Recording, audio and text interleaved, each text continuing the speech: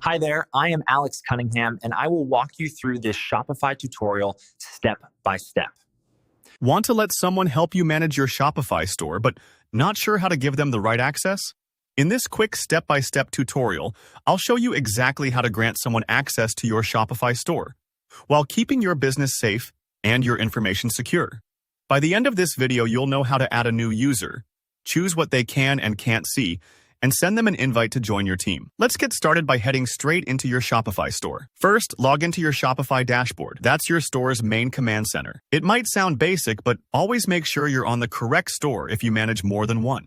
Once you're in, look to the lower left of your dashboard for the Settings option. Give that a click. Settings is where Shopify keeps all the important gears that make your store run, so we'll be coming back here fairly often. Now, inside Settings, you'll see a menu with several different sections. What you're looking for today is Users. Go ahead and select that. The Users section is where you can see everyone who currently has access.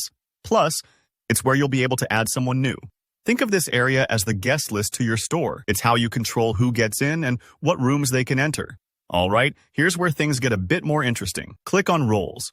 In Shopify, roles let you define exactly what a user can do when they log in, almost like giving someone a backstage pass, but you decide which doors their pass opens. For example, maybe you want someone to only work on orders and shipping, or just manage your store's design. Select the roles that fit what you need. Don't worry if you're not sure. You can always update or change these roles later on if their job shifts over time.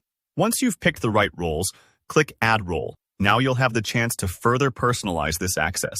Right here, you can type in a name for this role and add a short description. Don't skip this part. Giving your roles clear names and descriptions helps you and anyone else managing your store quickly remember who's doing what. For instance, you could call a role Marketing Manager and describe it as handles all email campaigns and ads. It saves a lot of confusion down the road. Now, let's move on to inviting your new user. In the search bar that pops up, start typing the new user's email address.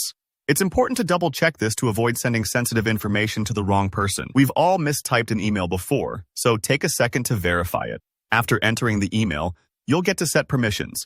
This is where you can pick the specific pages or sections of your Shopify store your new user is allowed to access. For example, you might let a customer service rep see orders and customer profiles, but not billing or sensitive reports. This is all about protecting your store while empowering your team, so take a moment to review these options. There's no rush. Better safe than sorry. Once everything looks good, go ahead and send the invite.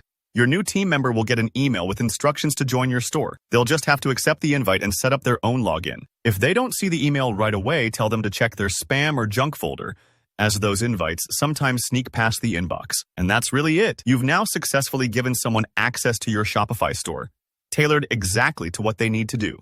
Setting up users this way keeps your business running smoothly and your private info safe. If you found this tutorial helpful, please give it a thumbs up. And if you have any questions or need extra help, feel free to leave a comment below.